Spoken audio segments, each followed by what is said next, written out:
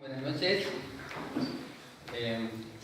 Ante todo quiero agradecer la paciencia que tiene Otoño, que me acompaña, pero está dibujando, así que me quedo tranquilo.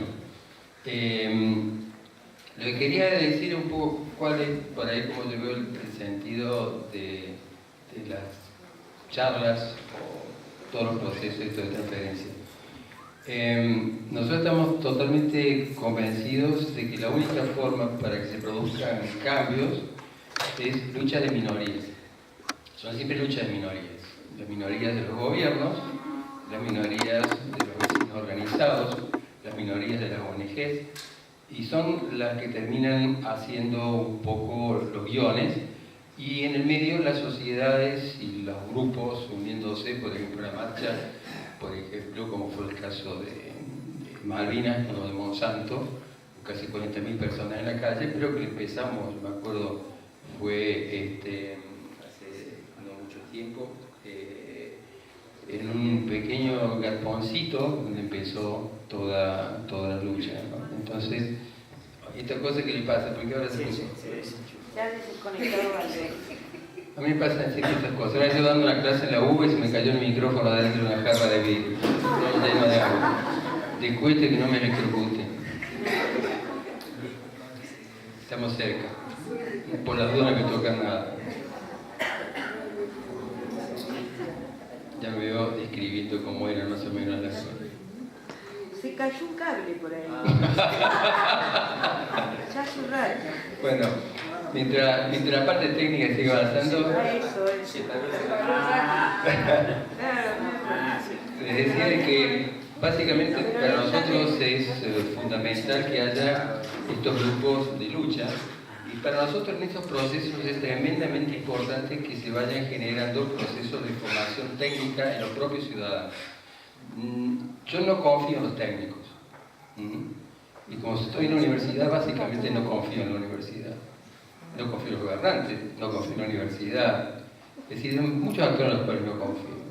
Entonces es muy importante que los propios vecinos puedan hacer procesos de formación. Y este es un poco el sentido por el cual uno hace estas cosas, es decir, no solamente esto, sino de que los propios ciudadanos comiencen a manejar los criterios técnicos, de forma tal que los técnicos solamente sean una cosa lateral, paralela, no es una cosa decisiva, sino una cosa paralela. Acá vamos a hacer más o menos rápido porque obviamente algunas cosas se han ido viendo, pero sí me es importante aclarar esto. Hay que tener mucho cuidado con el tema de todo lo que son las toxinas, porque si uno lo maneja aisladamente, la toxina termina siendo una excusa para no hacer nada en la cuenca. Esto ya pasó en muchísimos lugares con lagos eutróficos. Otra cosa, este es un lago eutrófico, no es ningún lago ni hiper ni olivo, es un lago eutrófico. Generalmente los lagos se los clasifica por predominantemente, este es un lago predominantemente eutrófico, o sea, está en ese estado. Entonces hay que tener mucho cuidado de no caer en un pequeño sistema donde uno se empieza a enganchar con algunas cosas aparentemente más impactantes, cuando el problema en esta zona es la cuenca del lago. El lago es parte de la cuenca. Mientras no funcione bien la cuenca, no va a haber forma en que yo logre controlar lo que pasa en el lago. No hay forma de enfrentar al lago olvidándose de la cuenca. Aquí están las cuatro principales subcuencas, están los valores Q para hacer los caudales para cada uno, y la salida es el emisario con más o menos son 9 metros cúbicos segundo. Lo que es importante son esos 1.340 kilómetros cuadrados de superficie. Si no hay manejo de la cuenca, esto es una cacerola. Es una cacerola que, aplicando los criterios de Margalef, es un sistema donde entra por un lado y sale por el otro. Acá entra mucha más materia orgánica y una cantidad de otras sustancias que no terminan siendo procesadas, entonces el sistema reacciona, y por eso pasan todas las cosas que le suceden, pero yo no puedo enfrentar la situación del lago San Roque sin enfrentar la cuenca. No sé si queda claro. Acá no se trata con eso de que no se bañen, o que no haciendo toxina. Esa es una parte del problema, y no es el problema más serio de todos. Rápidamente, La superficie importante, esa variación es de acuerdo a que sea a nivel del vertedero o del dique. Aparte, no sé si ustedes saben, pero es un dique que no tiene hecha la revisión estructural que debería tener. Eso es cosa al margen. Ahí tenemos el volumen, un volumen que se va reduciendo. Allí está la cota, las profundidades que también se van a ir reduciendo. Y un tiempo de residencia medio del agua de 0.7 años. Y lo que es importante es, esta es la cantidad de agua que va pasando por el sistema. Como estamos en una provincia de semiárida, el caudal anual promedio de más o menos 9 y pico cúbicos segundo. Ha habido momentos, como en 1930, que llegó a ser de 556, y el mínimo ha sido de 0, hemos tenido épocas de 0. ¿Cuáles son los principales problemas de enfoque? Se aísla al lago del sistema cuenca. O sea, el lago como si no existiera. Y no se consideran los mosaicos de cómo está organizado el ambiente. Los ecosistemas naturales, ahí está la función PR en ecología de producción y respiración. Ecosistemas productivos, que toda la parte agrícola, que va desde lo que es agricultura industrial hasta plantaciones con árboles, generalmente árboles exóticos de crecimiento rápido, y los ecosistemas consumidores, que son la ciudad. Es decir, el territorio está organizado en una serie de usos, lo que generalmente se usa en los sistemas de gestión cuando uno habla de los usos de suelo. Entonces, es importante tener muy claro cómo es la organización de esos mosaicos. Mosaicos en donde los ambientes nativos van haciéndose cada vez más pequeños y donde los ambientes productivos se van ampliando, al igual que todos los son los sistemas urbanos. En el caso de la cuenca del lago San Roque, incluye primero todo lo que son ecosistemas terrestres, que es lo que acabamos de ver, después todo lo que son ecosistemas acuáticos lóticos, son aguas corrientes, los arroyos, los ríos. Los acuáticos leníticos son las masas de aguas quietas, tienen limnología, o sea, tienen estructuras totalmente distintas, son masas rápidas y son masas lentas. Ecotonos en ecología son los lugares donde se unen distintos tipos de organizaciones en el ambiente. El ecotono entre una ciudad y un bosque nativo, el ecotono entre lo que es un río y lo que es la parte terrestre. Es decir, es tan importante ver cómo está organizado los distintos usos desde una ciudad, desde un bosque nativo, a cómo funciona un arroyo. Tanto en la cuenca total, o sea, en los 1.300 y pico de kilómetros cuadrados, como en la subcuenca, lo primero que está pasando, y esto es lo más grave que tiene, o sea, no son las toxinas. Porque esto termina matando infinitamente más gente que las toxinas.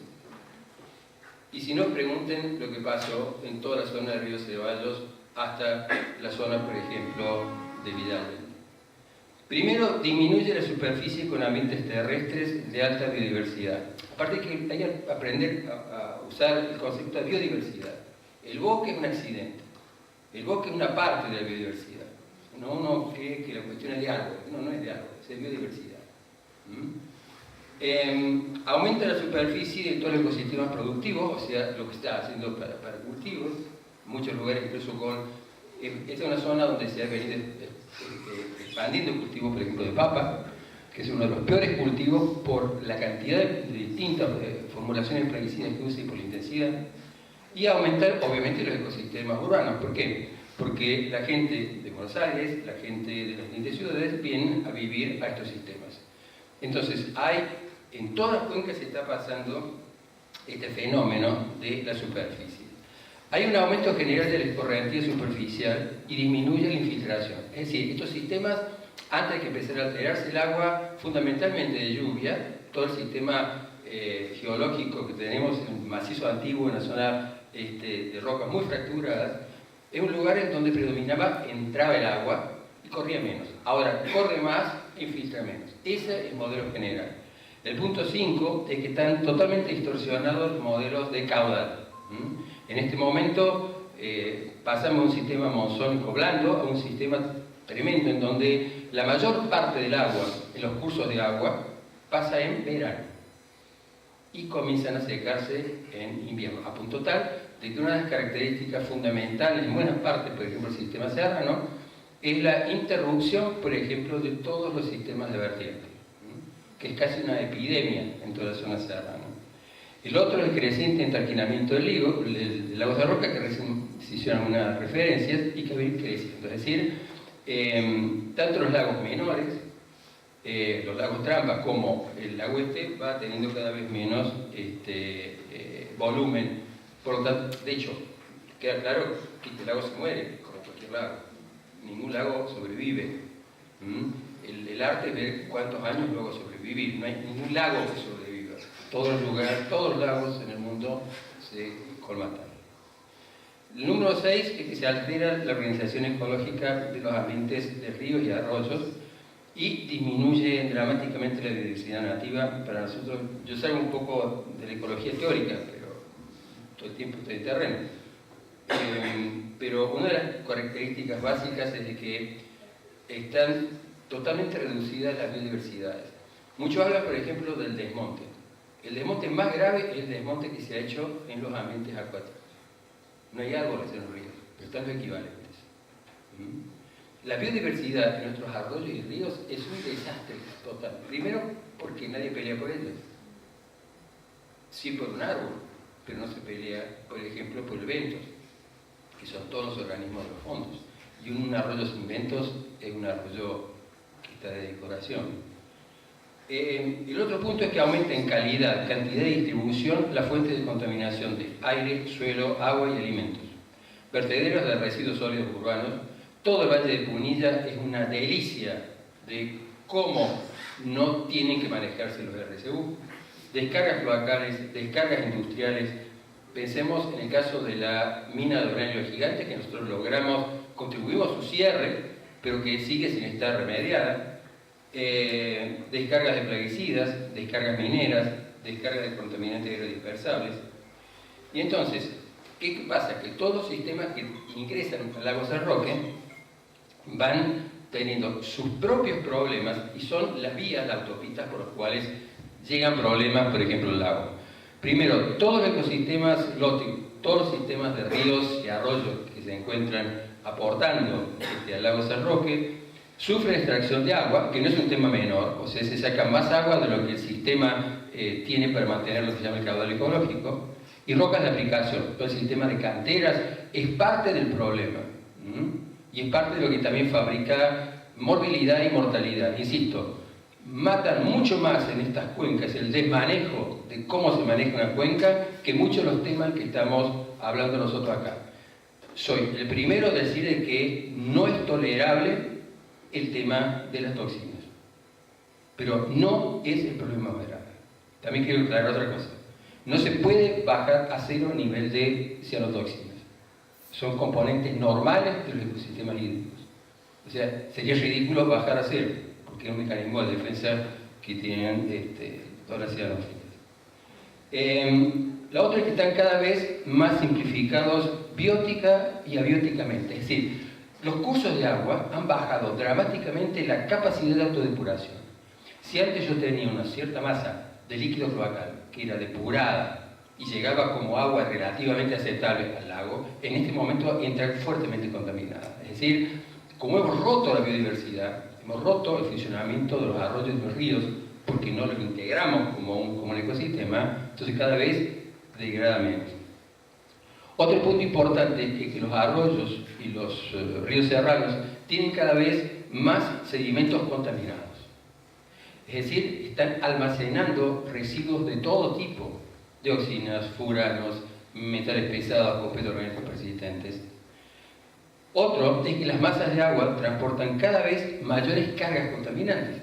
Tenemos más escorrentía, tenemos más descargas.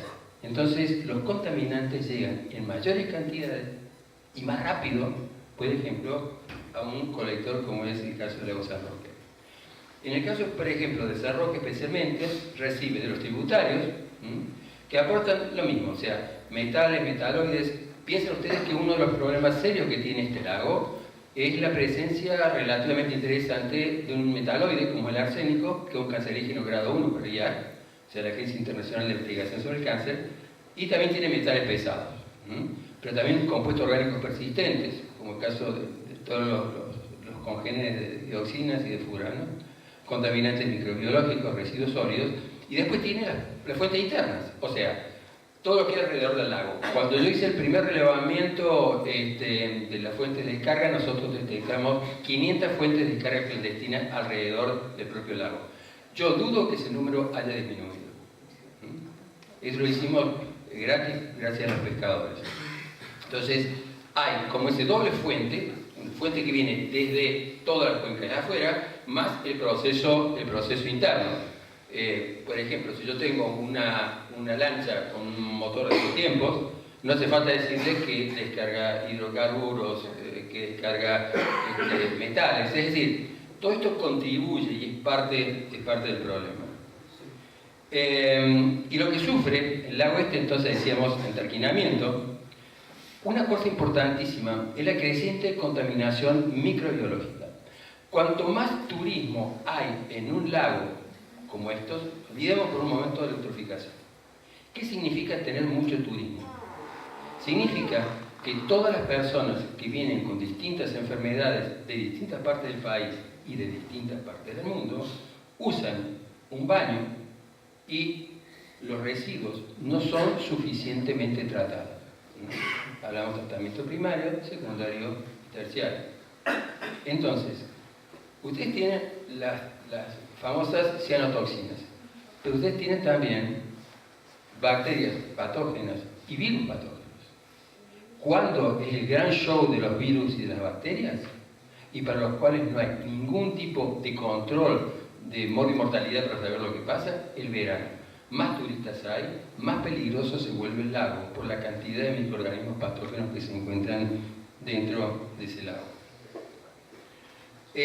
Una marcada estratificación térmica entre enero y marzo, eso es típico de este lago. El oxígeno disuelto suele directamente agotarse en aproximadamente un mes. Incluso una cosa muy interesante, hay anoxia hipolimnética durante casi 65 días al año. Es decir, este es un lago que tiene fenómenos serios de eutroficación, en donde tenemos directamente vacíos de oxígeno. Y cuando hay vacíos de oxígeno pasa una cantidad de cosas que ecológicamente no tenemos que verlas ahora. Ingresa al sistema una carga de fósforo total de 204 toneladas por año, sobre todo en las crecientes. Las crecientes son las que alimentan a todo lo que es esa gran biodiversidad de cianófitas. Ingresan cantidades importantes de nitrógeno inorgánico, también por las crecientes. Y esto es muy importante. Hay cada vez más deposición de fósforo total en los fondos, y hay casos como el caso de los molinos, en donde parte del sistema deriva del propio fósforo que está. El fósforo y el nitrógeno son un poco así como los platos fuertes para la alimentación, por ejemplo, de las cianobacterias. Por lo tanto, tenemos las posibilidades de regeneración de fósforo a partir de los sedimentos del lago. O, obviamente, ni remotamente un proyecto de remover sedimentos. Los sedimentos se quedan donde están, no se mueven y no se tocan. Otra cosa es el pasaje al agua de la red de Córdoba, con deficiente sistema de tratamiento, de restos algales, sobre todo las paredes de las bacterias que producen endotoxinas, que es otra historia, y toxinas. Y como resultado de la utilización de cloro, que es lo más barato que usa aguas cordobesas, se generan trialometanos, que son oncogénicos, estamos hablando de paredón para abajo, ¿no?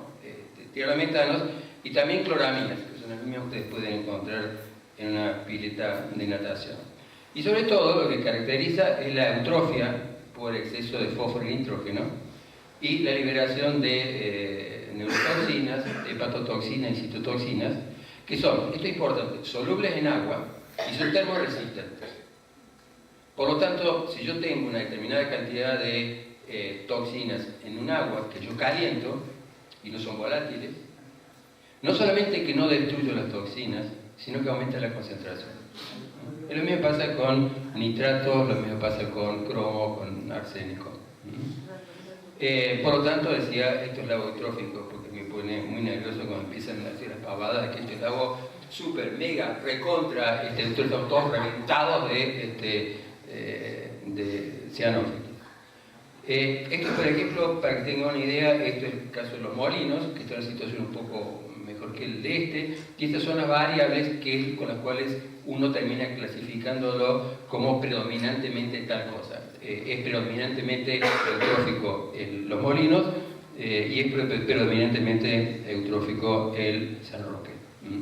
Bueno, ya han visto mucho lo de las toxinas. Lo único importante es que son básicamente tres grandes grupos, o sea, el grupo de letales, el grupo que tiene una mucha menor letalidad y una bioactividad más específica, y después todo lo que tiene que ver con la actuación de endotoxinas, que realmente no sería bastante importante. Y la noción de cócteles, es decir, no solamente importante cuando se da la situación de toxinas de cianobacterias, en realidad digo cianobacterias, el grupo que produce toxinas es bastante más grande, un grupo mucho más grande, pero este es uno de los que más nos preocupa, son los cócteles, o sea, las mezclas que hay de eso. Y los aportes sin significado eutroficante son el tema de plaguicidas, porque están entrando tanto principios activos como aditivos, por ejemplo, glifosato. Acabamos de hacer un trabajo de investigación de varias universidades en Aviateral, con casos controles, y hemos medido plaguicidas en general, herbicidas de glifosato, en donde todas las personas las cuales muestreamos, todas tenían glifosato y todas tenían AMPA.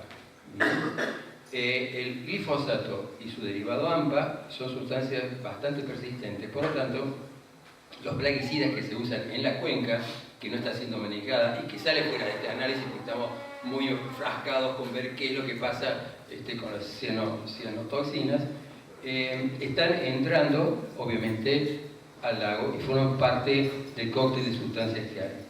Metales pesados y metaloides, hay mucho mercurio y mucho arsénico. Los peces tienen arsénico y tienen mercurio. Insisto, el caso del arsénico, que es un cancerígeno grado 1, IARC, que es el que establece después de un escaneo cuál es la oncogenicidad de energías y de materiales. Por eso cuando recién decían tal sustancia es imposible cancerígeno, es un grupo 2B. 2A es probable y el grupo 1 es cuando el cancerígeno humano es cierto. En el caso del arsénico que se encuentra dentro del lago es grupo 1, cancerígeno humano cierto. Hidrocarburos derivados de la operación de embarcaciones. Y después, esto es muy importante, complejos químicos derivan de la lisivación de basurales. Ustedes se darán cuenta que lo que son las 4 subcuencas son especies de escobas hídricas que están trayendo hacia el lago todos los lixiviados. Lixiviados es cuando un líquido pasa por la masa de residuos. Ese lixiviado termina llegando al lago San Roque. Y dentro, en cualquier vertedero, hay muchas sustancias, pero entre las sustancias están lo que se llaman compuestos orgánicos, compuestos no metánicos, los compuestos orgánicos no metánicos, los CNM, pero también están las dioxinas y los furanos, que también están ingresando, porque hay desmanejo total de los residuos sólidos urbanos en la cuenca. Entonces, estos son como para redondear. El San Roque es uno de los lagos mejor estudiados de Argentina y con mayor serie de datos, aunque con muchos vacíos en las subcuencas. Se conoce mucho más esta parte, mucho menos las subcuencas, pero no le quepa duda que es uno de los lagos mejor conocidos de Argentina. Yo siempre voy a sugerir de que se trabaje tanto con el caso de Carlos Prosperi como el caso de Lino Pisolón. Son nuestros mejores especialistas en eutrofía y en el funcionamiento de estos limnotopos, estos ambientes con alteraciones. Que por eso sería buenísimo poderlo tener, bueno, Carlos lo tenemos acá cerca, pero sobre todo el caso de Lino Pisolón, el hecho de una evaluación de incluso los distintos lagos eutróficos de Argentina. El principal problema es que no se lo considera como un sistema. Todo el día todo pensando en el lago, en el lago, en el lago. El lago es el resultado de toda la cuenca. Y sobre todo ver el ecosistema en mosaico de los 1.340 kilómetros cuadrados. Y esta parte es importante. No existen estudios sistémicos. ¿Y por qué? Un ejemplo es nuestra universidad. Nuestra universidad tiene una característica muy particular. Es una universidad balcanizada. La mayor parte de las personas manejan un pedacito de información. No manejan el conjunto. Y en general hay muy poca experiencia en cruzar información. Entonces, hay enormes cantidades de información. Lo que no se ha hecho es juntarla a esa información. Otra cosa es el tema de la mala ciencia, revisión improvisada y el chanterío. Eso para mí es un problema tan serio como la contaminación del agua. Yo estoy harto de ver gente que cree que un diagnóstico se hace juntando 4 o 5 papers, los termina analizando y después uno encuentra pavadas increíbles. Eso también es parte del problema. Ya no ha pasado el caso de Malvinas Argentina. Entonces, es muy, muy importante de que se trate de trabajar con la mejor buena ciencia. Con el tema de gestión, no tiene sentido que hable mucho porque realmente hicimos 2 documentos, uno en base a una comisión permanente que funcionó en la época del primer gobierno democrático. Yo era subsecretario de gestión como no partidario, yo soy un político profundo, pero no soy político partidario ni me interesa que otra gente lo haga. Soy político, soy activista y soy biólogo. Entonces, de esa área hicimos un trabajo espectacular, porque fue un equipo muy grande. Y después hicimos el Agua Limpia para Todos, que sigue, me parece correcto decir, sigue estando vigente. O sea, el lineado de las cosas para hacer es exactamente lo mismo. Entonces, básicamente son los estudios monitoreo necesarios que no se están haciendo suficientemente, pese a que hay cosas valiosísimas hechas por el CIRSA, hechas por otras organizaciones. Es un lago que tiene una serie de datos impresionantes, buenísimas. Toda la parte de regulación de actividades. La regulación de actividades es fundamental, y son tanto las gubernamentales como las no gubernamentales. O sea, yo reitero, para mí la parte más importante para producir cambios no es esperar los cambios de los funcionarios de turno. No me importa si es la jurisdicción comunal, municipal, provincia o nacional. Acá la única forma es pegarle a los que son funcionarios y pegarles mal. Para eso se usa todo: información, acción en la justicia, demostraciones. La lista es altísima. No va a haber cambio mientras no se empuje a los funcionarios. No hay otra vía. Cuando uno les golpea y lo golpea bien, terminan haciendo las cosas que tienen que hacer. Por ejemplo, si no hubiéramos podido cerramos un reactor nuclear, la posibilidad de un reactor nuclear en Guatemala, acá el caso de todos los fueros gigantes, cerramos las 12 millones de toneladas, en lugar donde había 12 millones de toneladas que es Bower, todo usando la técnica de que la propia gente, manejando los criterios técnicos y haciendo la vida imposible a los funcionarios, hay que hacerlo. Para el caso del lago San Roque, el problema está en lo que hace la parte judicial, en la justicia de San Roque. O sea, todo lo que es el área de la justicia provincial, honestamente, la pasa bomba porque no hay ninguna movida que se haya aproximado a los juzgados que tienen los 2 casos que son claves. Yo lo llamo uno el caso Mateu, el otro el caso Copi, en donde no han hecho absolutamente nada. Y Carlos Mateu, que aparte es un amigo hace mucho tiempo, Carlos Mateu ha tenido que hacer una presentación ante el fiscal general de la provincia para que obligue a que la colita de los señores fiscales de acá se dediquen a hacer algo, incluida la fiscal que está investigando el caso de la Copi. Entonces, es importante ver esto. Sí, yo creo que toda la parte técnica la tienen que manejar, no nosotros, la tienen que manejar ustedes. De hecho, sugiero hacer proceso de formación, como hacíamos en Bower, usando la propia escuela, para que toda la gente, no todas, sino la gente que realmente fuera a trabajar, maneje mejor que los técnicos las cuestiones técnicas. Y les puedo asegurar que como cruzan las cosas, terminan manejándolas mejor que los supuestos expertos. Acá yo puse que están el caso Copi y el de los 60 hoteleros, comerciantes que están dentro de la denuncia puesta por Mateu. Esta es una parte clave. Yo lo que estaría ya organizando sistemáticamente es scratches frente a la justicia provincial en Carlos Paz. Ahí se están decidiendo cosas que cuanto más se demoran peor. Obras y actividades de saneamiento, obras y actividades de remediación, toda la parte de legislación ambiental vigente. Se pueden hacer cosas nuevas, pero honestamente con la legislación que ya hay, Yo hice en su momento la ley del ambiente que rige en la provincia de Córdoba, hoy la haría totalmente distinta, pero está, y de hecho sigue estando vigente. En realidad es cómo obligar a los funcionarios a que lo cumplan, volviéndolos locos a cartas de documentos, acciones judiciales y sobre todo cosas que los molesten. El manejo con los medios de comunicación social es fundamental. Acá todas las situaciones en donde distintos colectivos han logrado cosas ha sido gracias al manejo de los medios, porque son los medios los que les hacen perder la paciencia. Educación y divulgación, esto no es lo mismo que la formación de los grupos de lucha, sino que la gente sepa de que acá no es el lago, no es un sorete flotando en el lago. Acá hay una cosa mucho más complicada que esa y hay que internalizarla.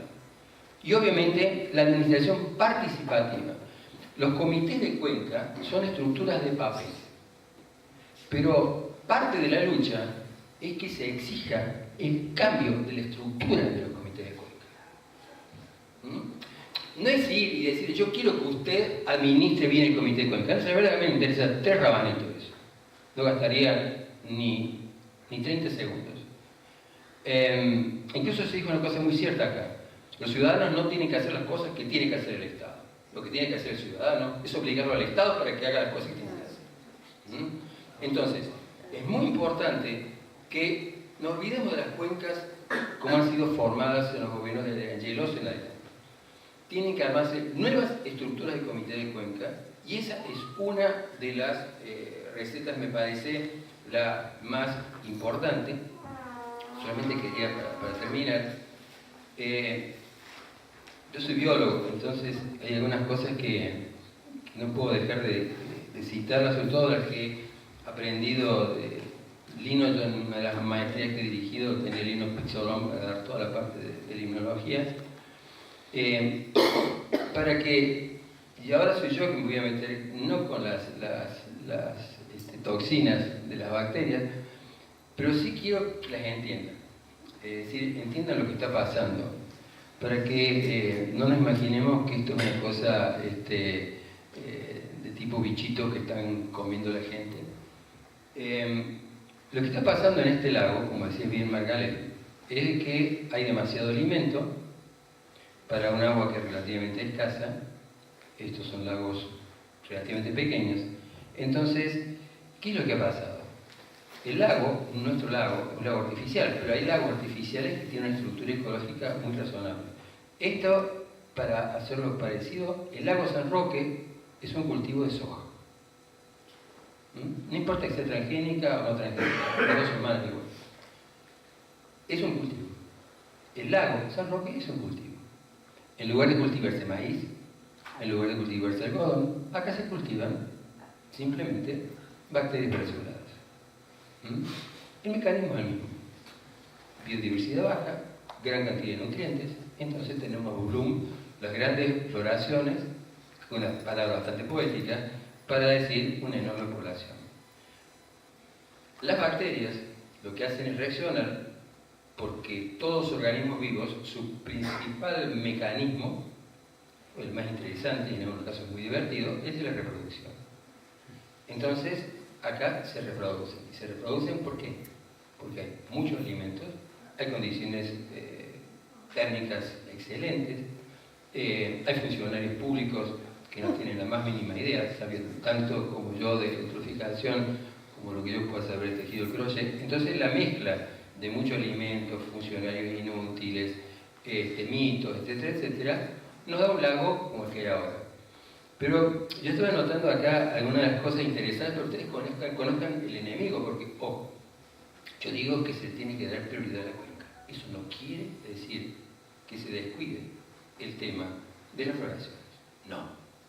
Pero asumir que yo no voy a poder controlar las floraciones con un proceso de bioremediación en donde tenga una planta mágica que saque metales o de pronto tome las toxinas.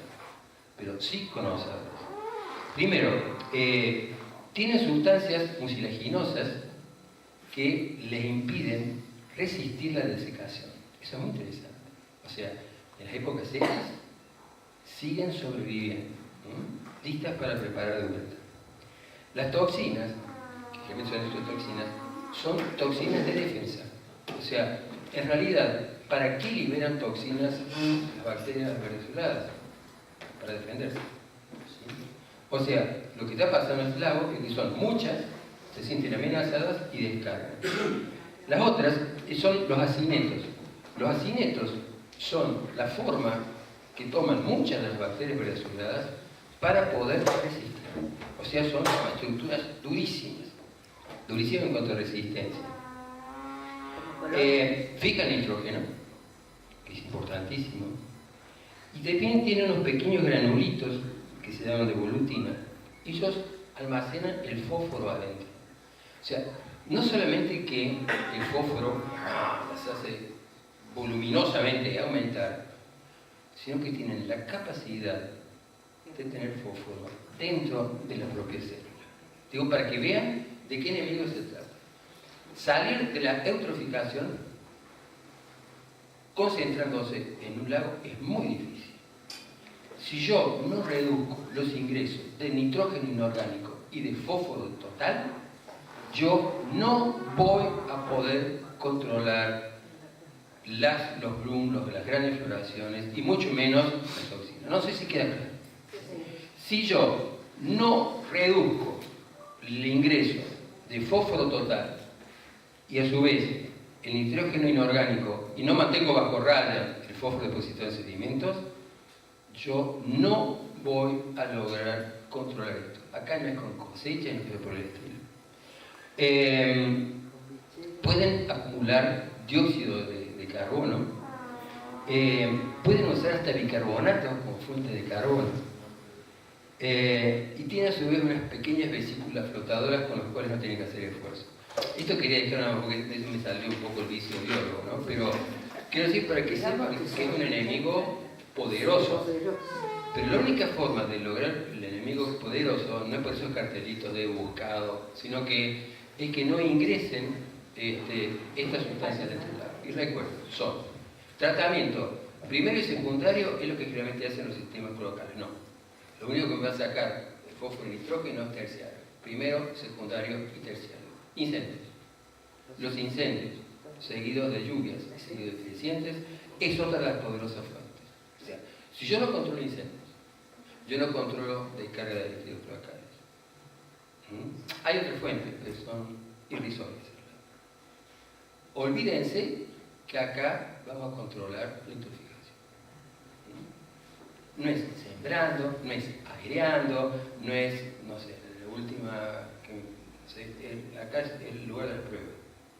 Y la otra cosa final, solamente para el final, hay tanta pavada dando vuelta sobre el manejo de los lagos, eutróficos.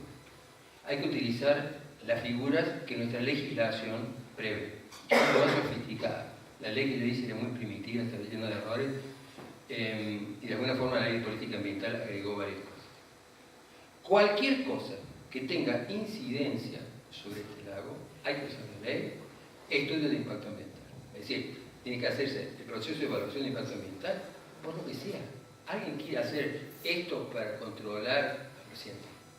Me parece loable, muy loable que me haga la bioremediación, es muy loable que me coloque un gusanito mágico que se come perfecto. Pero lo vamos a someter a estudio de impacto para que ustedes, como ahora el experimento que se quiere hacer con plantas vasculares, pero ¿sabe qué? Primero vamos a ver cómo funciona. Y era eso lo bueno que quería decirles, de que sería interesante de que se pudiera organizar, ya no solamente el tema de charlas, sino que se pudiera organizar un mecanismo de formación para toda la gente que va a estar en la lucha activa, ¿no? Está abierto a cualquiera, pero asegurar que el esfuerzo pueda hacerse y de ya todo el esfuerzo, todo lo que uno pueda contribuir, imagino que toda la gente que está acá va a hacer lo mismo, pero es fundamental la creación de cuadros técnicos dentro de los grupos en lucha. No confíen en los docentes e investigadores universitarios, no confíen en los expertos, no confíen en los políticos. ¿Por qué? Tienen información, pero cada uno tiene su propio funcionamiento. Entonces lo mejor es integrar a esa gente, pero en donde la decisión quede de los grupos ciudadanos organizados. Y que tienen que integrar a las personas que saben, pero totalmente.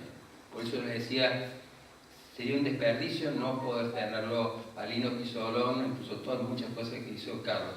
Pero Lino Pizzolón, por ejemplo, sería fundamental, por ejemplo, para mostrar un poco todo lo que es realmente cómo funciona el tema de los lagos eutrofílicos.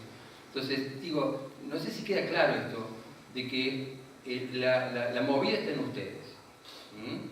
Y como decía Barry, sobre eso, de originalidad, hay que pensar cómo esa capacidad técnica independiente de los vecinos se une con mecanismos para hacer temblar a los funcionarios públicos de turno. Entonces, hay muchísima inventiva, mucha inventiva en la gente. Entonces, como ese monumento que propusimos nosotros, porque detestan que sus nombres estén puestos en placas de bronce, recordando las metidas de patas que hay que hacer, puede empezar ese monstruo antidiluviano, esa barbaridad, esa estupidez que es el gran puente que hizo Juan. Allí tiene que estar la placa, por ejemplo, de que esta aberración regional la hizo el señor Juan Schiaretti. Y para cada una de las cosas buscar en dónde se puede pegar para que duela. Piensen que, me voy nomás a una cosa porque se mencionó lo de traer agua. A mí lo de traer agua al Paraná no es el primer proyecto, pero hay una cosa del proyecto de traer agua al Paraná. Resulta que el agua está abajo y estamos arriba. La cantidad de electricidad que hace falta para poder bombear toda esa cantidad de agua, yo les puedo asegurar que va a ser un agujero en el presupuesto. Pero claro, como insisto, confiemos más en otras voces, no falta que esté la universidad que le va a hacer el estudio de impacto ambiental, a la empresa Rollo o a cualquier otro que participe. Entonces, de allí está la fuerza de que se organicen los grupos, tengan su propia capacidad técnica, no se entre en esa cosa que es muy a veces frecuente en movimientos asamblearios de rechazar la parte técnica. No, yo soy muy crítico, incluso de mis colegas en la universidad, como soy crítico también de mí, pero creo que son necesarios todos. Pero la parte técnica no hay que dejar que lo manejen solamente los técnicos. Uno mismo tiene que desarrollarlo. Y lo que hemos aprendido nosotros en la vida cotidiana, y ahora sí termino con esto, en el caso de Bower, la rectora, Carolina Escoto, no nos recibía. Y eso que yo soy profe, ahí una cantidad de cosas. Y Carolina, sí, pero no pasa nada. Carolina, por favor, no pasaba nada. Entonces, bueno, perfecto. Se cortaron los accesos a los universitarios. Teníamos la audiencia al día siguiente. Ya estaban allí las vecinas, muchas de esas mujeres no habían terminado la escuela primaria. El jefe comunal de Bower, Lupi, no terminó su escuela primaria. Y en esa reunión, que estaba el equipo técnico, nosotros calladitos, estaba la rectora con su asesora y estaba el jefe comunal. Y el jefe comunal en determinado momento le dice, ¿sabe qué? Primero la rectora le dice, otra vez pídame una audiencia para que esto lo veamos, hace falta cortar. Y una de las madres le dijo a Carolina Escoto, ¿sabe qué, rectora? Nosotros primero golpeamos y después negociamos. Y la parte más fuerte fue la de Lupi. Lupi, con toda su voz así de agricultor, que también estamos persiguiendo por temas de plaguicidas, le empieza a contar, ¿sabe qué? Dice rectora. En Bower hay inversiones térmicas en superficie. ¿Se da cuenta? No hace falta decirles que la rectora Carolina Escoto, aparte de venir del área de la Facultad de Filosofía, no tenía la más pálida idea de lo que era una inversión térmica de superficie. Su asesora, menos. Así que simplemente miraban como los ojos como huevos fritos y le dice Lupi, y esas inversiones térmicas son muy bajitas. Así que todas estas sustancias que son estos compuestos orgánicos, dice esto que se llaman no metálicos, quedan atrapados y los respiramos. Todos nosotros respiramos porque la inversión térmica está ahí. Y nadie hizo el estudio de eso, nosotros estamos chupando eso de las inversiones térmicas. Ese día, yo les puedo asegurar, que son los días para mí más emocionantes de los varios episodios parecidos que he tenido. Pero es la materialización de esto que estoy diciendo. No tiene que estar un técnico explicándole a un funcionario, a una empresa, a una corporación, que los lenguajes tienen que ser siempre duros. Acá lenguajes blandos, convencimientos no funcionan, pero tiene que haber una componente técnica muy fuerte y perfeccionándose en los propios vecinos de lucha. Siempre tiene que darse ese valor. Bueno, nada más que eso, así que...